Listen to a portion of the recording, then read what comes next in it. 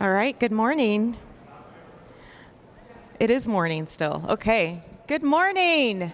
How is everyone? Good. All right. You are here at Denver Startup Week, day 2. Yes, you made it. How many of you here were for day 1 yesterday? Good. Awesome. Well, my name's Olivia Omega. I'm the Founder Track Chair of Denver Startup Week. This is my 5th year organizing the Founder Track. And I'm going to have a ton of titles right now. I'm also the Senior Director of Marketing Communications of the Denver Scholarship Foundation and the Entrepreneur in Residence at the Jake Jabs Center for Entrepreneurship. So I'm excited for you to be here. We have an amazing conversation, an amazing group of panels. If you are here for educational founders or pathways, educational opportunities for founders, you're in the right place. If you are here for the Maker Track, then the Maker Track is in this room over there. We had about 5 people stand up at the last panel and have to move, so I just want to make sure you're all in the right place. Let's go ahead and get started. I'm just going to have my panelists just quickly introduce themselves, and you're going to say, and quickly is like, 60 seconds or so. Your name, your title, the organization, and why you're excited about this conversation. We're going to start with you. Well, hi everyone. My name's Madhavan Parthasarathi. Nobody can pronounce it, not even my children. So everyone calls me MP. And I'm the director of the Jake Jabs Center for Entrepreneurship at CU Denver. I'm also a professor of marketing and entrepreneurship at CU Denver. And I'm really excited to be here because we've been noticing in the past 10 years that entrepreneurship education has really changed and evolved. And we are part of that evolution process. We want to be on the cutting edge of the next generation of educational offerings. So I'm really excited to be here for that reason. Hello, everyone. My name is Sarah Sankey, and I work with MP at CU Denver's Jake Jabs Center for Entrepreneurship. I work as the Assistant Director of Marketing and Communications. And I'm also very excited to be here because we have a lot going on at CU Denver's Jake Jabs Center, and we're making a lot of changes to reach different entrepreneurs at different paths and different points in their life. And education really is so much more than a piece of paper. And a lot of what we're doing at the center is reflecting that. So we're just excited to share that with everyone. Hi, I'm Lori Rabinowitz. I'm the CEO of Denver Scholarship Foundation and lucky enough to get to work with Olivia Omega every day. So that is one of the reasons that I'm so excited to be here. I also serve on the CU Denver Business School Advisory Council, and we talk ongoing. It's an honor to get to be here with Sarah and MP and Kirby today. Because of the relationship between education and entrepreneurship, we have the opportunity to work with about 8,000 young people a year, and having the opportunity to introduce each individual person to the pathway that is best for them is a great gift that we have the opportunity to engage in at Denver Scholarship Foundation. And I'm Kirby Myers, and I've been an independent corporate communications consultant for over 20 years, but more importantly, I'm an adjunct professor of entrepreneurship at Metro State University, so I apparently I'm outnumbered, yet we share campus, and we're all share the goal of helping expand the education for entrepreneurs, because a lot of entrepreneurship is doing and figuring it out, but the education certainly helps reduce the potential for mistakes, I have found, and awareness of risks and et cetera. So glad to be here. Thank you. Thank you, everyone. I want to talk briefly or quickly and start us kind of get warmed up a little bit, talking about our educational pathways ourselves. I've been an entrepreneur since I was a little kid. I literally started making, when I was 7, Barbie doll dresses and selling them to kids in the neighborhood. From that to starting a teddy bear company, this was like right on the cusp or right before Build-A-Bear. Literally 1997, I started a teddy bear company, and Build-A-Bear launched that next year. I am not a millionaire, however, Maxine is. Kudos to her. And on and on and on. I think I've owned and launched and owned probably 5 different businesses and started on this educational path. I went to CU Boulder, graduated from there, and then from there in my internship started at an advertising agency and was there for about 10 years. So I took a little bit more of a traditional route, but what's interesting is now I have a freshman in college and I have 2 high school students, and my son has decided, I know Lori's heard this story, he's decided that when he graduates, he's not going to college because he wants to be an entrepreneur. And so it's interesting, the mindset of young people and not so young people around entrepreneurship and that link to higher education, trying to shift that a little bit. But his desire and his goal is to be a TikTok influencer and or / YouTube influencer, and he doesn't need college for that. And I could agree that you may not need college for that, but in my mind, I'm thinking, how does he get the connections and the opportunities, or even being in spaces like this, coming to Denver Startup Week, exploring different educational pathways that we're going to talk about. So while my path was a little bit more traditional, me being an entrepreneur for so long, I kind of have this dual perception and perspective. So I want to ask the panelists, and you can just popcorn whoever wants to answer the questions. What was your educational pathway, and how has your perception of that shifted and changed over the years? That makes sense. Sure. So I have the mic, so I'll be quick. So similarly traditional educational background, bachelor's degree in journalism back when we all read newspapers. But from that, decided to start a magazine after I got out of school early and had been working full time. And so I started a magazine, and so just jumped into entrepreneurship because I was going to do it because my family had always done it. And made a lot of mistakes and figured out a lot of things and learned a lot. But as I've subsequently taught, and I had to get my MBA then later in life to fulfill requirements to teach, which is interesting. But my point is now, teaching at Metro, as I have seen things shift and change, I really see the value as being, here are the risks, here's the potential mistakes. It's not don't make the mistakes I did, it's make them smarter so they don't derail you completely, but you actually say, okay, I knew that was coming. Maybe it's worse than I thought it would be. Maybe it's not as bad, but at least I know something's coming. So that's been to me, that's been a big part of teaching entrepreneurship, even though I've come from a more traditional and then jumped into other things. So. Thanks, Kirby. I serve on the MSU Community Cabinet as well, so I am an equal opportunity partner here on the panel. At DSF, we actually work with 31 college partners, and I really appreciated, Olivia, what you were saying about that relationship between higher education and entrepreneurship. My Barbies owned a flower shop made out of crayons. When I was about 7 as well, and I have probably a more nonlinear pathway. I grew up in New Mexico and hold a biology degree, a BS of biology, from UNM, University of New Mexico. Went into media, business development, strategic partnership work, joined a consulting practice that did organizational optimization and change management, and then decided that I was going to engage in launching a nonprofit. As an entrepreneur, I didn't think of myself as an entrepreneur at that time. I thought I was working as a part of a team of one to launch a nonprofit, and it failed. So we worked for 2 years, established our own 501c3, built a wonderful board, raised some money. We needed a building, and we couldn't find space in Denver, and so we decided to sunset the organization before we launched it.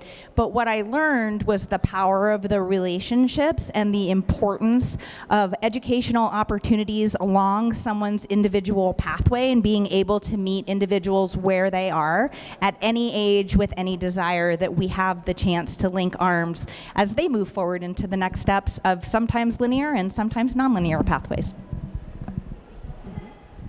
Yeah, so I actually share a very similar background with Kirby. I studied journalism as an undergrad student, and there's actually a lot of interesting parallels between entrepreneurship and journalism, in that a lot of people say, like, why get a degree? You learn by doing.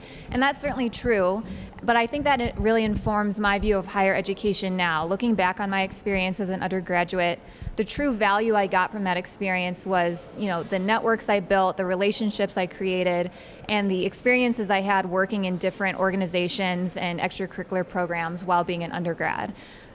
So we try, that really informs what we do at the Jake Jab Center as well, creating those very deep, enriching experiences outside the classroom as well as inside the classroom to help help students create that really well-rounded educational experience.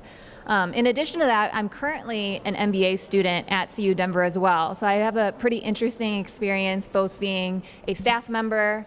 Actually, last semester I was a co-instructor as well, and also being a student. I kind of see the entire experience from a 360 perspective. So hopefully I can help students on their own journey going through CU Denver. So my journey was a little different from our colleagues here. I'm probably the only one on the panel who's an immigrant. So I grew up abroad. When I was 17 years old, I started my first business, and it was a polythene plant, or that's what we used to call it. It's basically making plastic bags.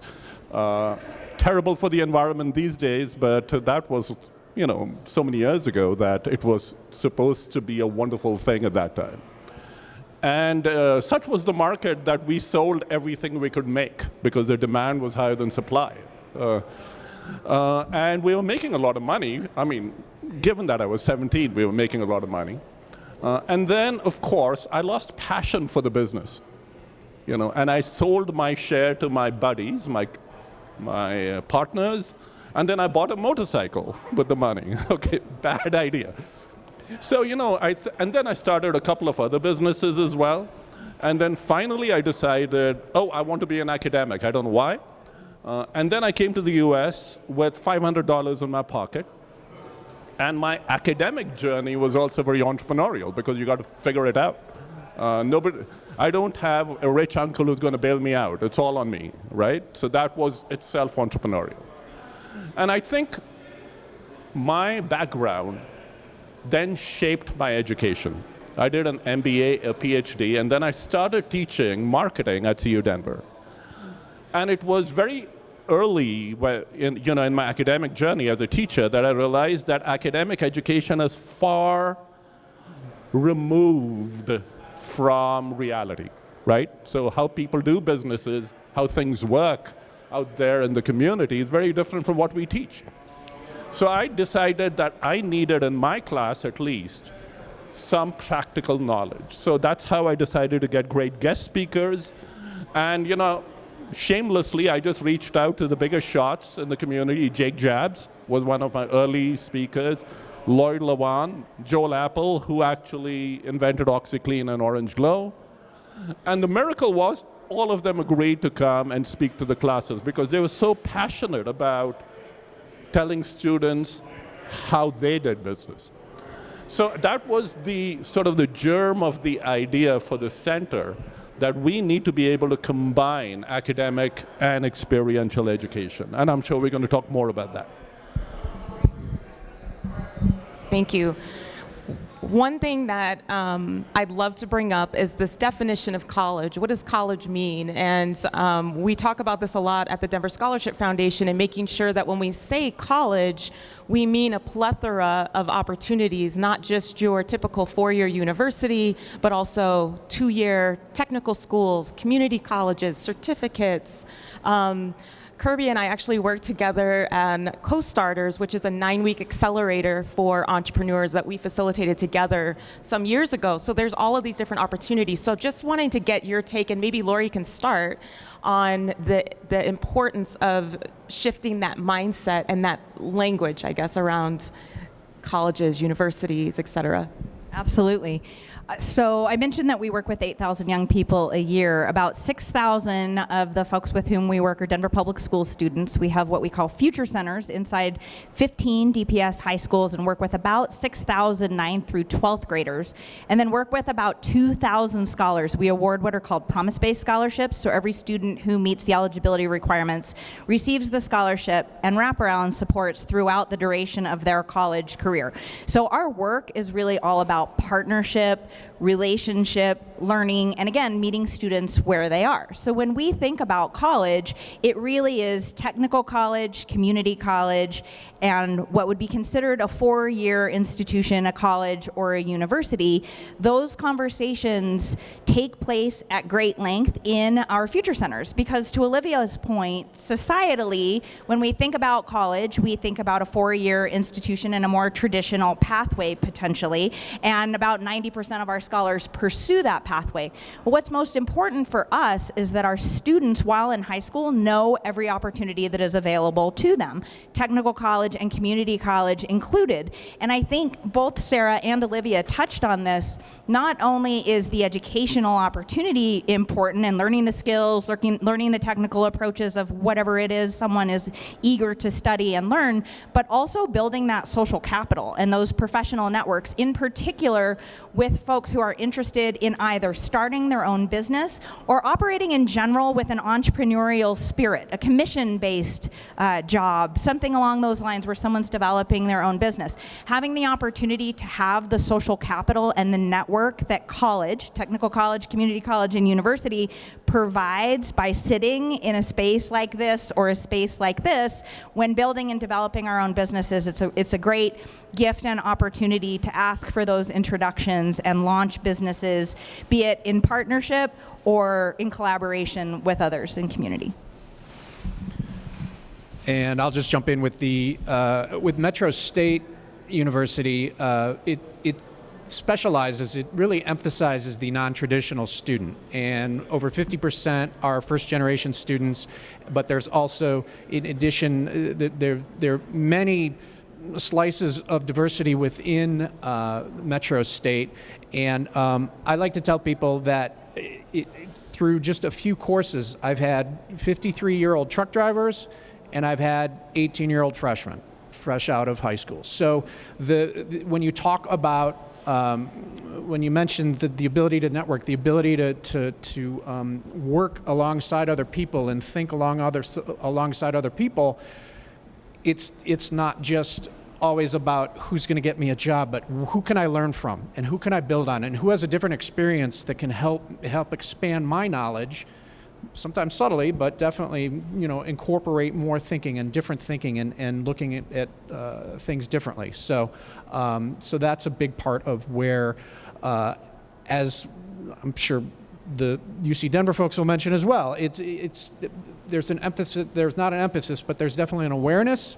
of the non-traditional, and the awareness that that's okay, and that we need to work with that. So speaking for Metro, that's definitely what we've been doing. So I love that you brought that up, Kirby, and I was going to bring that up, and it's a great segue into our next question of this evolution of what a college student looks like and is, and the evolution of who a founder is. It's been awesome in working with Denver Startup Week to see this change and evolution over time. I think when I first attended Denver Startup Week, the room was filled with 98% young white men in tech. That was it. And it's evolved so much over time, and now we have makers, we have foodies and food people, we have people from all different age brackets and demographics, ethnic backgrounds, et cetera. And I'm seeing that in entrepreneurship, and as Kirby mentioned, he's seeing this wide range, even in his classes, of people in their 50s going back to school or even just starting their bachelor's degree for the first time. Entrepreneurs as young as 17, but then entrepreneurs, especially in this great resignation around COVID, who are launching, leaving corporate and now launching a business in their 60s. So that's an amazing shift to what we've seen in the past. So Kirby, if you have more to say on that, that would be awesome. Or if anyone else wants to touch on this sort of evolution of the founder, evolution of the college student, and what that means to you and the organization that you're working in.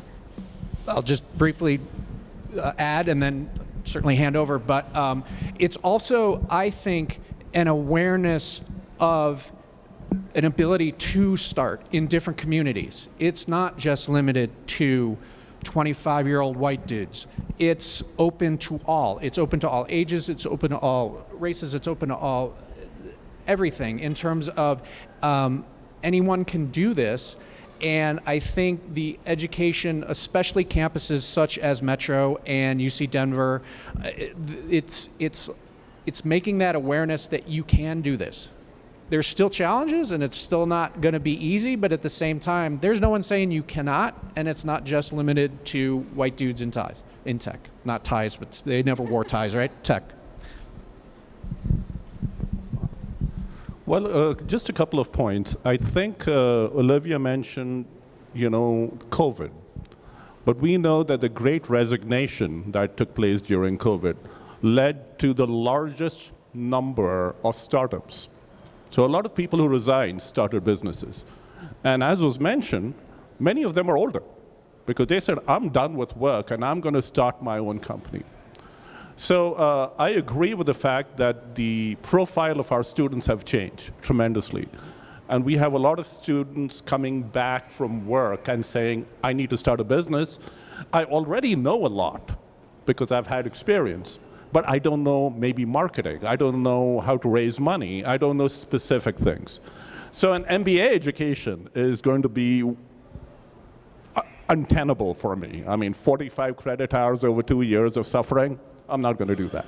But what I need is I need specific topics which I feel that I don't know, which might help me, and I need networks that everyone mentioned. But also I need some practice. Is there a way I can participate in experiential events? And one of the experiential events, like everyone knows, is Shark Tank. So we have our own version of Shark Tank called The Climb, that all of our students can participate in. The other thing we do is we have our own venture fund. So if you have a good idea, and this doesn't have to be a student, all of you can apply, by the way. And we are looking for applications, Beatrice. Okay, so now is a good time to apply. We will consider your businesses, and if it's a good idea, we'll give you money. And that also helps enhance the experiential aspects of learning. So I do agree that the traditional education, which is still important, is morphing into more of stackable options. So, founders can come take one course or maybe a certificate, which is more to their interests, and then come back after 6 months or after 2 years and say, I do like education, so I want to learn a little more. And then build it up, and then eventually we just say, hey, you've got enough credits, here's a degree. Might as well give you a master's degree because I think you deserve it. So that's the way it's morphing a little more. And one final point, we also have this idea of seminars. Like we do seminars for the Women's Chamber, we do seminars for superintendents of the school district. We do seminars for doctors at Anschutz Medical Campus. Single-day seminar on one topic. And we typically offer them for free. And we do intend to offer many of those to the community and to founders as well, so that you can just come in for one day, learn some topic, and then implement that in your business immediately. I love that you have put in seminars, literally a one-day workshop, as part of this option for education. So it doesn't have to be a degree, but there's all these great options. Does anyone else want to join in on that? I just quickly wanted to jump in and say, when we think of college, we're talking about a post-secondary credential. So something that happens post-high school, and ideally we all have a lot of life left post-high school. And so this life of ours is a journey, and our passions change and our goals change. And so the opportunity to come back to school and continue forward with our learning, whatever that looks like, is another opportunity that when we think about the changing experiences, be it due to a pandemic or something else that happens in our lives, to be able to identify those passions which oftentimes change over the course of one's life as well, and pursue that passion as a profession is an incredible attribute, I think, of entrepreneurship. Thank you. So when I went to college, and I ran into somebody yesterday who's the admissions person at CU Boulder, and I was like, oh, do you remember me? I graduated 20 years ago. He didn't, which is fine. But 20 plus years ago, your options at the business school were marketing, finance, information sciences or IT, et cetera. And it's so amazing that today you have branding and positioning and strategy. Wait, I could get a degree in business strategy. You can get a degree in entrepreneurship. There are all these options that I think, gosh, if that was available back in my day, what would I choose and what would I do that would be a little bit different?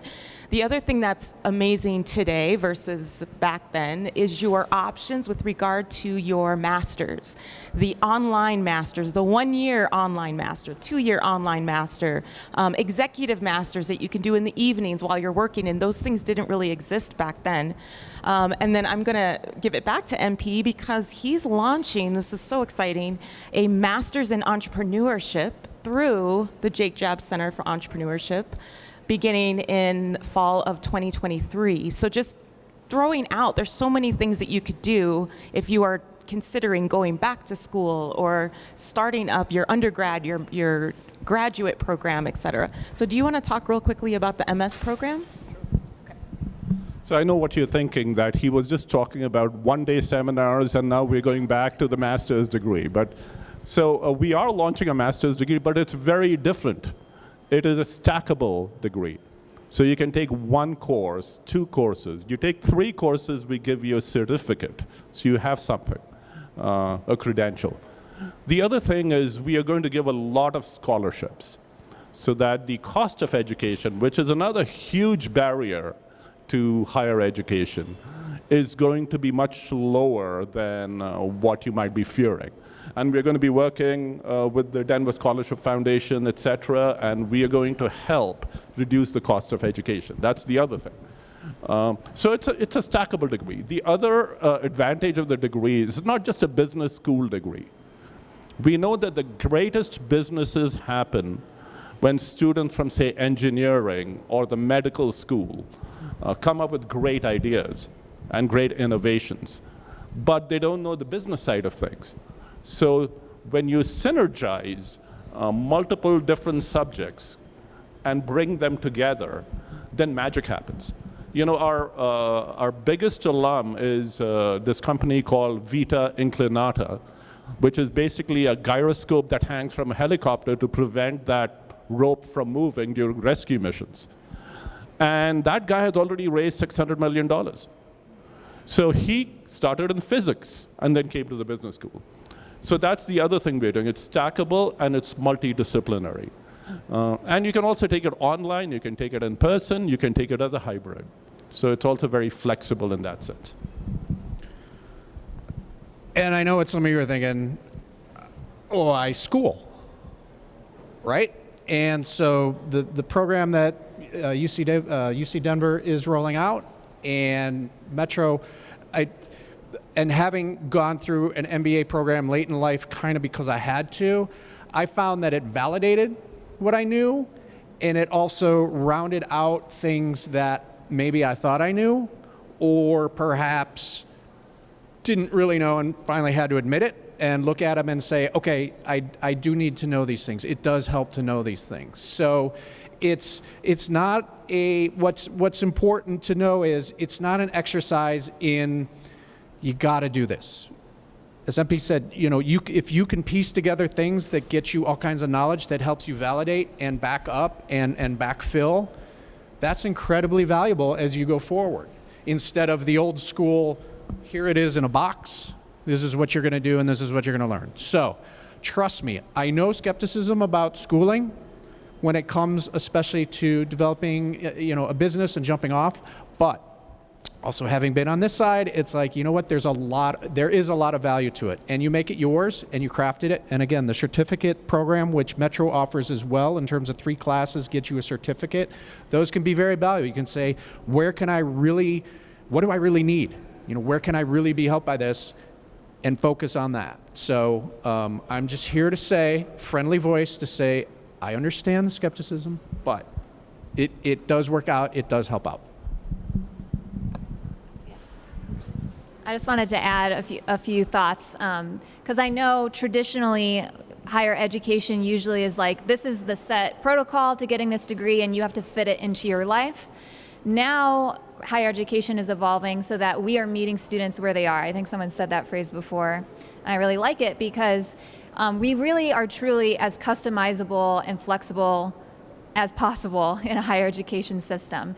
Meaning, everyone goes through undergrad and they have to do gen eds, core courses, prereqs, all of that. We don't have any of that as part of the Masters in Entrepreneurship. There's no core classes you have to take. It's entrepreneurship courses that interest you. And so that can range from, small business accounting and finance, visionary leadership, to something like personal branding or new concept development. So you're not taking courses that aren't applicable to you, don't interest you, and are wasting your time and money. We want you to get as much value out of that experience as possible.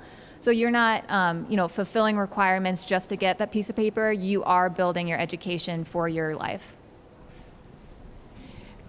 Thank you so much. You're all touching on this next question, but I'm going to ask it anyway and kind of reframe it a little bit just because I want you to get this point of the benefit. Like, at the end of the day, what is the benefit of these different types of degrees, education, et cetera? We know that college is expensive and these degrees cost quite a bit of money. I'm glad MP's giving out scholarships because I'm going to hit him up for one a little bit later. But I have my husband is an entrepreneur as well. He did not go to college. And if you were to ask him, he would say it's a waste of money. He has no student loans and no student debt. He was like, I'm from the streets. I came from the streets of business, and that's all I needed to know and all this stuff. Smart guy. But he is not for college whatsoever. And so explaining to him the benefit of my background and my education can be a little bit tricky. So I'm going to have you all, if you're talking to my husband or anyone out there who's like, why would I want to go in debt over something that I can just learn by doing? We talked a little bit about that. At the end of the day, what is that benefit of stepping into one of many of these different opportunities for education? I'll launch and then pass the microphone. There are a lot, and I'll share a specific story of a young man who attended Dr. Martin Luther King Jr. Early College. We had the opportunity to sit with Mayor Hancock and a group of young people, seven students at MLK, one of whom was going to the military, two of whom were pursuing a certificate, two an associate, two a bachelor's degree, one of whom was going on to medical school. And really the point of the gathering was to be able to hear from all of the students about why they selected the pathway that they did, and honor all pathways as the best choice for the person who is making the choice. Again, coming back to that meeting someone where they are. And a young man told a story of his family. About 88% of the scholars with whom we work are first in their families to go to college. The young man was telling a story about how much he loved cars. He showed us pictures of the cars. He loves cars. He's fourth generation in his family to work on cars, have an incredible understanding of cars, was really excited to join his family's mechanic business. And within the Future Center, our advisor, Derek Sandoval, said to him, you can double your income and provide additional learning from others in your program if you go to a 6-month program at Emily Griffith Technical College. And he said, oh, well, that sounds really good. He clearly already knew and had the passion for this work, but with the opportunity at Emily Griffith, he then had the chance to expand his network and learn from others and share with others both his experiences and theirs, which ultimately helped his family's business grow. He took some marketing courses, some business development courses, some business plan courses when he was at Emily Griffith, and not only did he have the chance then to follow his passion, but also helped his family continue to grow their business and its success. Go ahead. Well, I think it's interesting because when I think of entrepreneurship, in and of itself, it's a never-ending learning journey, right? Whether you're in college or out of college, you should always be within that growth and learning mindset and looking for those opportunities to understand. But we view higher education, whether it's through a certificate or a full-blown degree, that we are trying to show people at different points of their journey, you don't know what you don't know, right? So we're helping students try to avoid those moments of, oh, if I had known that then, I would have done this differently. So it's helping students, create their networks, find experiences that enrich their learning, especially for things that they don't think they need to know, but might benefit them later down the line. So I'm just going to address directly how to answer your husband's question. That's like me when I was 17 with my plastic factory. I had no idea of marketing. I had no idea about finance. So I was like a coffee shop entrepreneur who says, I don't need education. So nobody's doubting that the spark of, I'm going to start a business, I'm going to take a risk, comes from within. But I'll tell you a little story. There was an oncologist at Anschutz who came up with this skin cream that if you actually put it on, in place of a suntan lotion, it will not only protect you from the sun, but also kill pre-cancer cells that you might have lingering. Amazing discovery.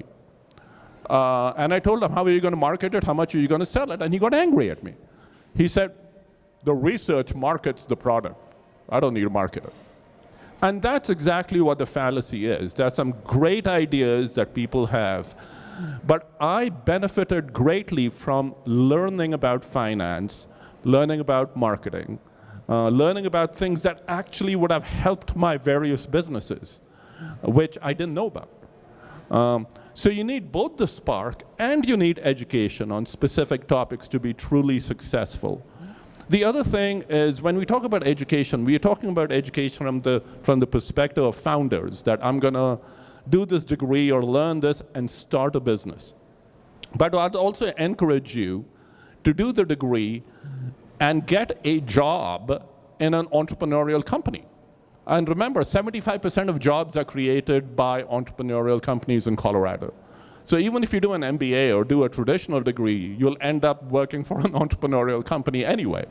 And the entrepreneurial companies like students who've actually had some experience writing a business plan, applying to a venture fund, being part of a Shark Tank-like experience.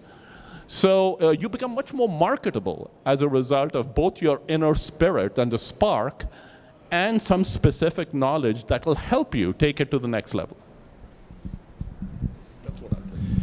So we heard you don't know what you don't know, and something tracking back to Olivia said that she and I used to facilitate a program known as Co-Starters, which still exists, and it's great, and it's offered through Commons on Champa. And the first day of that 9-week session, you take an assessment of yourself, and you figure out if you're passionate, if you're a doer, if you are a connector. There's like 4 personas that you do a simple 30-question assessment, and you come up with these 4 personas, and one of them is doer. And through numerous cohorts, I never had a doer. I'm not a doer. What you aren't, but we never had him in the classes either. No. And so what you realize is entrepreneurs tend to be passionate. We had a ton of passionate people. We had a ton of knowledgeable people. But you have to be a doer.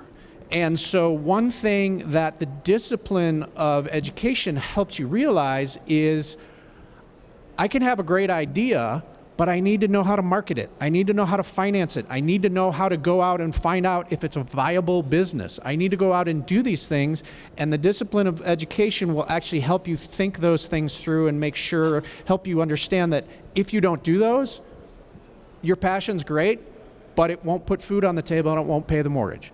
So that's definitely, I've seen over the years, but then as I have helped students, it's like, passion is awesome, but if you really want to succeed and make a business that thrives and can provide for you and hopefully others who rely on you for jobs, you got to move past the passion, and education kind of helps you understand that it's going to take discipline in all these areas if you want to succeed. I'll add on to that, Kirby. When we were doing the Co-Starters 9-week class, one of the things that came out of it was people ended up saving a lot of money, because when you start to dig into who is my target, do they need this product, starting to ask questions and doing interviews, et cetera, they actually either ended up saying, yes, this is a viable product and a viable business, or no, it's not. But we kind of helped them save a good couple hundreds of thousands of dollars potentially in going down a path that wasn't going to be as successful. So I would say the benefit as well of exposure to these different educational pathways is, while it might cost money, it might actually save them money as well. So before we wrap up and then open it up for questions, I want you to raise your hand if you are a CEO. A couple CEOs, awesome. Thank you, Lori. Raise your hand if you are a founder. Raise your hand if you are a business owner. I like that people are raising their hands for multiple things, because you know that these words are interchangeable, but sometimes people don't see themselves as a CEO or founder. Or how many of you run a startup? Okay. How many of you are entrepreneurs? Even more hands go up. Okay, perfect. How many of you have just really great creative ideas? Hopefully everyone's hand kind of goes up. So regardless of where you are in that spectrum, knowing that those words mean different things to different people, some people can't see themselves. A lot of times in our work, people don't see themselves as a scholar. Like a scholar, we're like, what is that? And I'm not a scholar. I'm not smart enough to be that. Sometimes I had a really hard time, I think as a woman, years ago, seeing myself as a CEO or as a founder. The labels just didn't quite fit until I started to put myself in circles where I was around other founders and CEOs and found like, gosh, that is me. So as everyone in here is either, what about aspiring entrepreneur? Someone who wants to become one. Okay, so you all fit. So as a either CEO, founder, aspiring entrepreneur, business owner, etc., who wants to take that next step, what do you recommend they do? This is kind of a wrap-up question, and we do obviously have representation from UC Denver, MSU, the Jake Jab Center, but there are so many. As Lori mentioned, there are 31 Colorado colleges, universities, etc. So while we have the representation here, we know that there are tons of options out there. But I just would love for any of you who want to jump out and just say, here's your next step. This is what you could do later today. This is what you could do tomorrow, just to kind of start to feel those options out. I'll just quickly say, take an honest assessment of yourself and your strengths and your weaknesses, and figure out where you may need to either bolster or get some help to build up your knowledge. And because knowledge is never ending, and we all have blind spots, but that's okay. And so to take that honest assessment, then you can say, okay, well, what do I need? What can help me? Who can help me figure some things out? So I would say that would be a really good next step, to sit by yourself in a room on a piece of paper with a strengths and a weaknesses and be honest.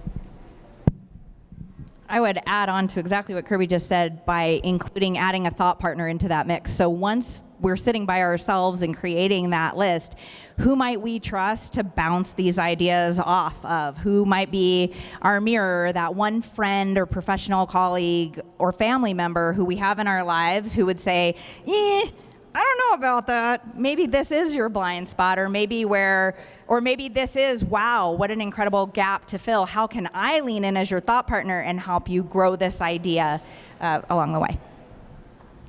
I would say just by the mere fact that you're all here, you have the right idea. I think, getting out into a community and talking with people and hearing their experiences and kind of getting a feel for what might fit into your goals and your life and what you want to get out of it.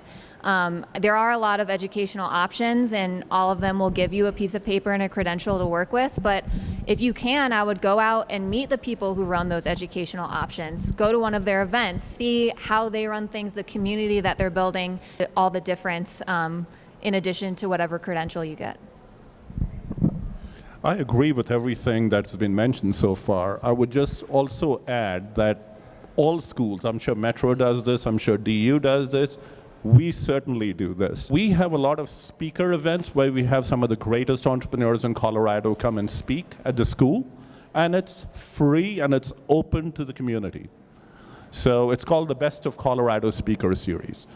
I've learned much more talking to these great founders about their journey and mistakes they made and their advice than I've learned in my PhD program.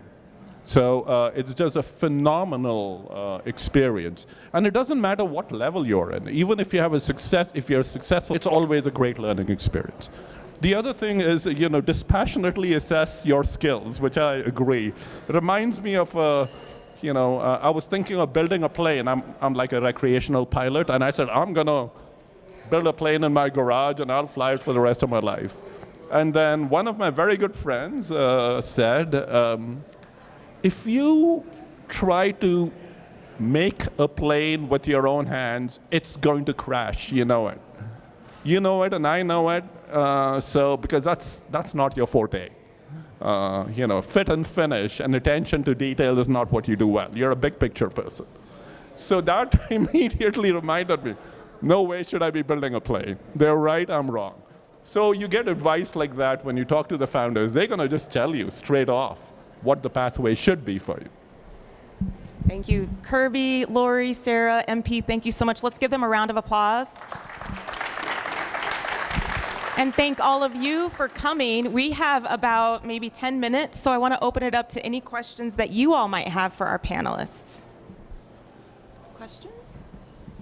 I'm going to give you all the mic.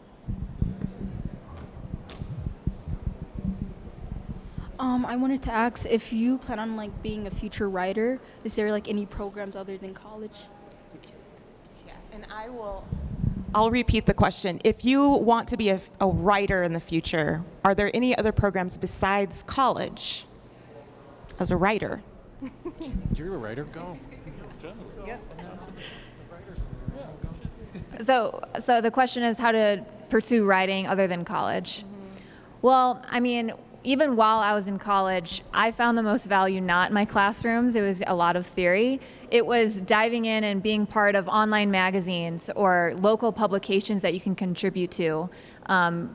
Of course, usually it starts out as free writing, right? But then you can build up your own business and be an own freelance writer, which is a really fun thing I've been doing. I highly recommend it, you being your own boss. But really just getting as many diverse experiences and working with different people, different platforms, and kind of see what engages you the most and revs up your passion the most. So in nonprofits, we do all of our work better when we do it together. It's true with our partnerships with higher education, Denver Public Schools, and with other nonprofit organizations. So I would recommend Lighthouse Writers Workshop, which is another local nonprofit and an opportunity to forge those connections with other writers, have others read your what you create, and vice versa, to help expand that network, as well as learn about other opportunities, higher education included, in community as you're writing and fulfilling your passion. And write every day. Every day, write. Get something down, work on it, yeah. And that just, yes, awesome. CU Denver also has a summer writing program. I think it's a week-long program that you can look into. Was there a question over here? So we obviously know that college isn't an option for everyone, and I do agree but also disagree that college, it can help you become a better entrepreneur, but the only real way for you to learn and do what you want in life is not by going to classes on teaching you how to do it, because everyone works different. Life is always moving around. You always have to be surviving and adapting. So if you just read a book that says, oh well, you do this, it's not gonna necessarily fully help you, because the world is still changing. When COVID happened, no one expected we were gonna go into a pandemic and have to be enclosed from everyone, and that's why a lot of people just started up lots of businesses, because they realized they're we're working for big time companies, making no money. And that's why most people become entrepreneurs. And I just think that the best way to become an entrepreneur and choose choose what you want to do in life is by forcing yourself to adapt and do all these other things that a book can't teach you. So that's a totally fair point. I get you. And another way to look at it is the book will help fill in gaps. as you do things. The classes will help ensure that maybe this mistake isn't made or this risk is realized and covered. So that's where a lot of times it goes hand in hand. And I have in my classes, I have students who are running their business and they are filling in gaps, whether it's numbers, whether it's legal, whether it's marketing, just to make sure, kind of help influence that. So I agree, like nothing will replace getting out and stepping out on that limb and saying, okay, let's see what happens, but help support that limb with reading, study, et cetera. So that's kind of, at least that's my point, so. I also want to touch on something that MP highlighted, which is starting a business and then going back to fill in those gaps. That's another pathway, right? And meeting ourselves where we are as we continue to learn how our businesses are going and growing. And I also think about the changing landscape of higher education in providing, again, MP touched on this as well, more experiential learning. So the story that I shared about the young man at MLK, one of the most interesting things to him about the program at Emily Griffith was that he had the opportunity to be under a car. So yes, there was some reading and some learning, and in particular in that field, vehicles, as we all know, are changing all the time. The computer systems, you have to have engineering background now virtually to work on every car out in the marketplace. And so where he had incredible life experience, given his family business and the work that he had done in concert with each of his family members, the chance to learn about the changing landscape of automobiles and be under a car while he was learning it was greatly impactful for him. So I'd also say think about those experiential learning opportunities, maybe in concert with books too, certainly, but the chance to do while you're learning. I think your point is really well taken. Thank you so much for sharing that. We appreciate it. So a two-part question, and I completely believe in education, and in the entrepreneurship ecosystem, we need more and more and never enough opportunities for education, whichever way you choose to go about it. Earlier this year, I launched Business 101 workshops, and I got local attorneys, CPAs to host workshops, because entrepreneurs don't necessarily need to know everything about that. They need to know enough to hire the right person and gather the right team. One of my struggles was I sent out 3,000 postcards every month for 6 months, and I got like 10 people to show up to events. Entrepreneurs, business owners, they don't have time in their day. They're focused on their cupcake business. They're not at the end of the day taking the time to go to even a free workshop. So question one, how are you guys getting in front of business owners that they're willing to take the time? I understand students on campus showing up, but people out in the community taking the time out of their day to show up. Second is that as an entrepreneur, my job is not to know everything. My job is to build a team. So I hear a lot of entrepreneurship track, but what about the students and connecting them with founders who are passionate, who need to fill in the educational gaps, not by learning it ourselves, but by recruiting? So how are you guys addressing that? Awesome questions, all of them. So I think Beatrice is Sarah is going to talk about marketing, etc. How do you get to the entrepreneur? But you touched on one point which I just want to elaborate on a little bit, and that is founders don't need to know everything thoroughly, because at the end of the day, if you knowing everything about legal issues is not going to really help you. What you should know right up front is what you should do, and then whom you should hire to do it professionally. So I agree with you that we can greatly make education more efficient by focusing on the key things that everybody needs to know, and then going from there to other things if they want to know more things. But there are some fundamental things that we need to focus on.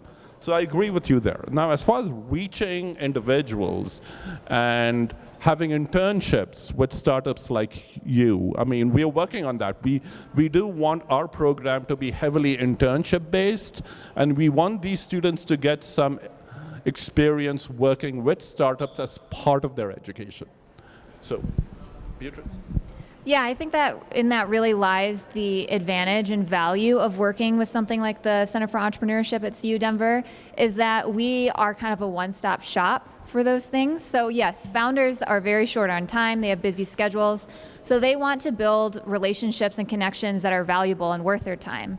And we try to cater to that as much as possible, right? So whether we're providing educational opportunities or networking opportunities to them, or we're getting them exposure for their own business, finding them new recruits that they might be hiring for, it's a very two-way, mutual relationship that we're building. So we look for founders, Denver area community partners, as well as potential students. It's all a cohesive, ecosystem that we cater to. So I think we try to build valuable relationships, not only for us and students, but also the founders and community partners that we work with. And I'll just add a quick story that I tell my students, that I was working to develop a peer-driven kind of a roundtable strategy session for an industry, and I had to go door to door. It was the craft beer industry, and I went to a brewery down in Englewood. I walked in, I got the owner and the founder, and he said, "Are you a consultant?" And he started yelling at me because he said, "Are you a consultant?" I said, "We're just putting this peer-driven thing together." He said, "I don't work with consultants. I had someone do my books. They stole $200,000 from me." I was like, well, that's kind of why you need to learn this. You need to know what you don't know. You need to know you need to learn what you're looking for. And so I didn't say this to him, but it really reinforced that, no, you're not going to be an expert. You're not going to be the accountant. You're not going to be the CFO necessarily, but you better know what you should be looking at, because you could get taken advantage of. So that I share that story with my students because it's important to, yes, not know all the numbers in the world, but definitely have a handle on what I should know and also what questions I should be asking. Can I answer that really quickly? Sorry, I just wanted to touch on one last thing, which is the WIFM factor, right? What's in it for me? And so I think that's true when we're selecting our educational pathways and deciding what we want to do along that journey. It's also true for our corporate partners. So in our case at Denver Scholarship Foundation, our corporate partners are super interested in building their talent pipeline and diversifying their workforce. And so when we have, and our students and scholars are interested, the WIFM factor, in pursuing a particular career, field of study, learning about a different, be it organizational culture or industry. And so there's mutual benefit there. There's mutual WIFM, what's in it for me. And so when I think about inviting our corporate partners to engage, what we lead with is in essence asking what's in it for you, right? Our most valuable resources for all of us are our time and our talent. And the fact that you all have chosen to be here today with us is a gift of both of those things, which is also true when we're inviting corporate partners to engage with us and providing opportunity for mentorship and internship for our students and scholars. Was there a question over here? Yes, okay. Last question.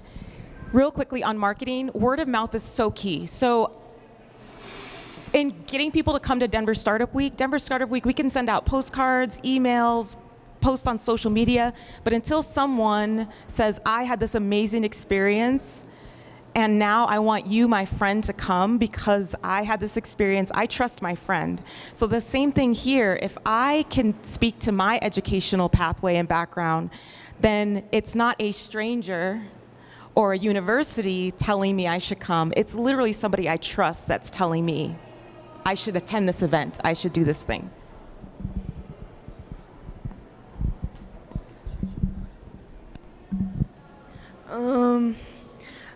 Can you give me advice or tips on how would you guys run a business with no money, starting at a young age?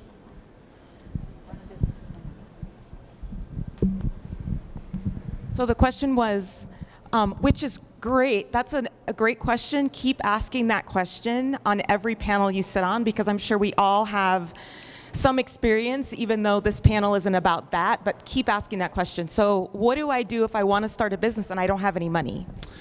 So if it's a product business, you're going to need to find some money to at least make some prototype, to make some initial sales and get some support and kind of validate that product. So then you can start to say to people, usually family and friends up front, and say, this works, I've got proof it works. So you do have to scrape some. If it's service, sometimes if it's a service, many times it's, I'm just jumping out there, I've got a laptop and I'm going with it, right? So there's a couple different approaches when it comes to those things. And if it's product, a little more challenging, but again, to get something that you can prove and then start to say to people, listen, pay me for that, pay me for this, support this because it works.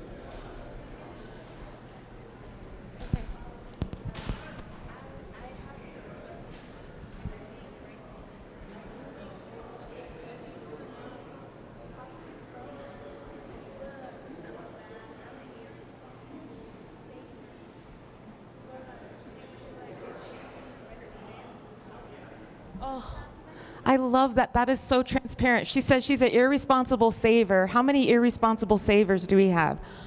Me. Oh my gosh. Thank you for putting that out there.